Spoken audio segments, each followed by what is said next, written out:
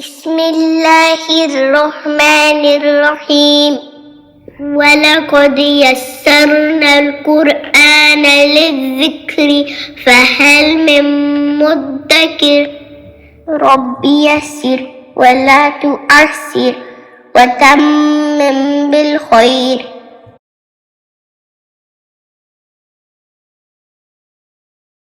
اعوذ باللہ کو عربی زبان میں استعاذہ بولتے ہیں۔ استعاذہ میں اگر آپ پہلے لفظ کو دیکھیں تو وہ ہے اعوذ۔ اس میں سب سے پہلے حمزہ آ رہی ہے اور عین کو ہم 2 حرکات لمبا کریں گے۔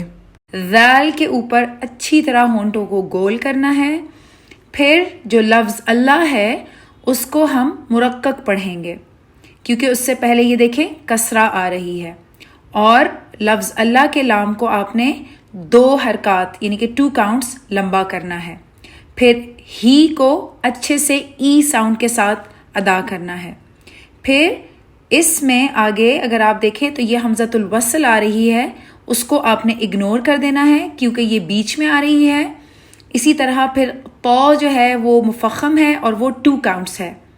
پھر نون کسرہ کو آپ نے اچھی طرح نی ادا کرنا ہے ای ساؤنڈ کے ساتھ، اور اس کو جب آپ را کے ساتھ جوائن کریں گے تو را کو آپ نے اچھی طرح مفخم ادا کرنا ہے، پورے کے پورے را کو، یعنی کہ اس کے اندر جو را سکون آ رہی ہے اور جو را فتح آ رہی ہے ان دونوں ہی کو آپ نے را مفخم کر کے ادا کرنا ہے۔ اور پھر یہاں پہ جو آپ کو مد اصلی نظر آ رہی ہے تو اس کو ہم لوگ 2 یا 4 یا 6 کاؤنٹس لمبا کریں گے۔ اس کو ابھی آگے چل کے میں آپ کو ایکسپلین کرتی ہوں۔ اس کا نام یہاں پر ہو جائے گا مد عارض وقفی۔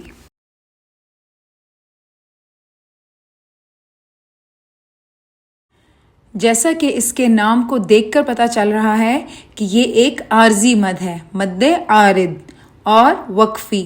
وقفی سے مطلب یہ وقف کے دوران جو ہے بنتی ہے۔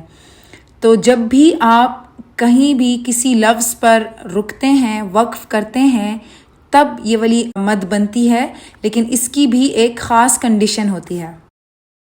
مد عارض وقفی کی پہلی کنڈیشن یہ ہے کہ سیکنڈ لاسٹ پوزیشن پر مد اصلی بن رہی ہو۔ اگر آپ اس پہلی مثال میں دیکھیں تو یہ دیکھیں فتحہ کے بعد خالی الف آ رہی ہے، ضمہ کے بعد واو مد آ رہی ہے، اور کسرہ کے بعد یا مد آ رہی ہے، اور اس کے علاوہ آخری نمبر پہ جو حرف ہے وہ سکون میں چینج ہو جائے گا۔ اس کو آپ ڈیٹیل میں وقف کے لیسن میں پڑھیں گے، لیکن ابھی کے لیے آپ یہ سمجھ لیں کہ یہاں پر سیکنڈ لاسٹ پوزیشن پہ آپ کو ہمیشہ مد اصلی نظر آئے گی، اور آخری والا حرف جو ہے اس کو ہم لوگ سکون میں چینج کر دیں گے۔ اس کنڈیشن میں یہاں پر مد عارض وقفی اپلائی ہوگی۔ مد عارض وقفی کی کاؤنٹس ہوتی ہیں 2 یا 4 یا 6 کاؤنٹس۔ جب آپ تلاوت کرنے بیٹھیں اور استعاذہ میں آپ مد عارض وقفی کی جو کاؤنٹ چوز کریں وہی پھر آپ نے اس ایک سٹنگ میں ہر جگہ جہاں جہاں پہ مد عارض وقفی اپلائی ہوگی وہاں پہ آپ نے وہی والی کاؤنٹ رکھنی ہے۔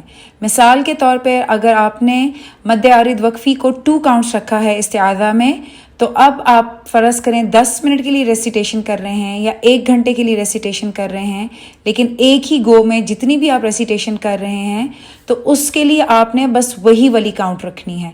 تو اگر 2 کاؤنٹس رکھی ہوئی ہے استعاذہ میں تو پھر وہ 2 ہی رہے گی تھرو آؤٹ، لیکن اگر آپ نے اس کو 4 رکھا ہوا ہے تو پھر جہاں جہاں مد عارض وقفی آئے گی اس کو آپ نے 4 ہی رکھتے جانا ہے، اور اگر آپ نے اس کو 6 کاؤنٹس رکھا ہوا ہے تو پھر آپ نے اس ایک سٹنگ میں آپ نے اس کو 6 کاؤنٹس ہی رکھنا ہے۔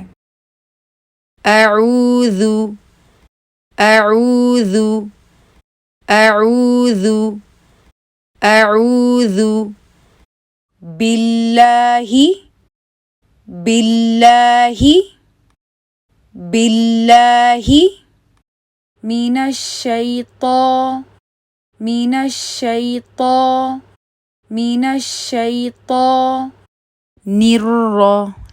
الرجیم الرجیم الرجیم۔ تجوید میں بسم اللہ کو بسملہ کہا جاتا ہے۔ بسملہ میں اگر آپ دیکھیں تو آپ کو پہلے نمبر پر با کسرہ نظر آئے گی. اس کو آپ نے اچھی طرح ای ساؤنڈ کے ساتھ ہی ادا کرنا ہے. بس بس بس، اس کو بے نہیں پڑھنا. پھر یہاں پہ آپ کو میم کسرہ نظر آ رہی ہوگی، اس کو بھی آپ نے میں نہیں پڑھنا بلکہ می پڑھنا ہے. اور اس می کی آواز کو آپ نے ورڈ اللہ کے لام کے ساتھ جوائن کرنا ہے. ورڈ اللہ کا لام جو ہے وہ 2 کاؤنٹس ہوگا اور اس کو ہم مرقق پڑھیں گے کیونکہ اس سے پہلے کسرہ آ رہی ہے.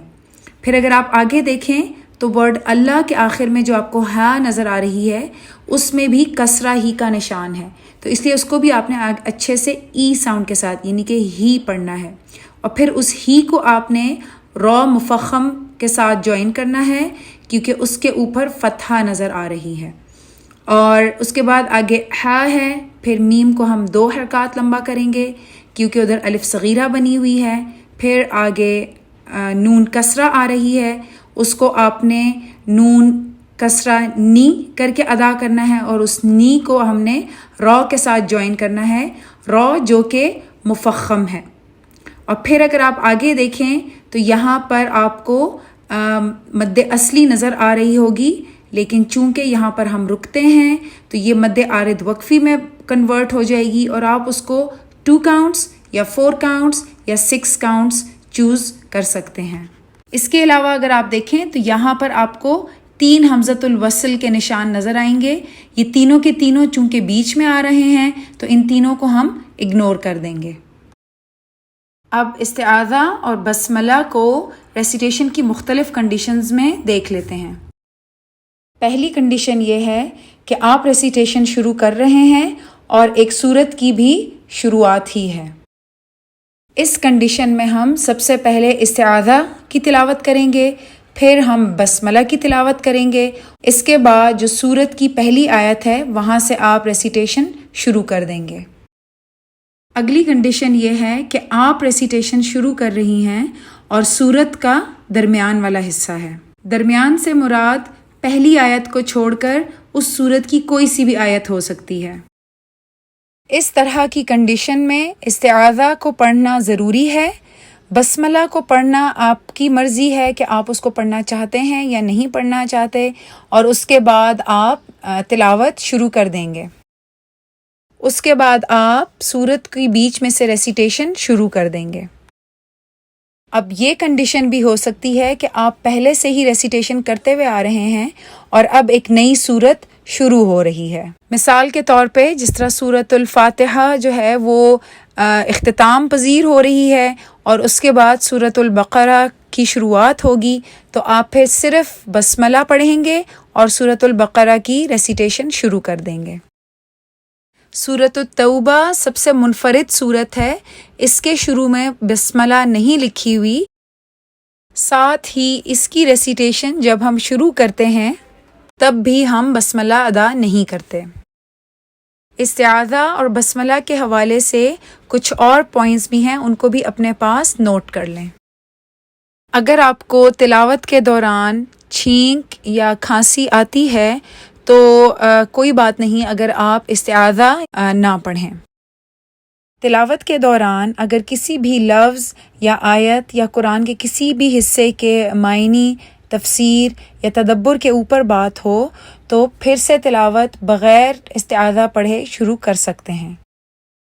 اگر تلاوت کو کسی عام بات چیت یا کھانے یا کسی کام کے لیے روکا جائے تو پھر سے تلاوت شروع کرنے کے لیے استعاذہ کا پڑھنا ضروری ہے.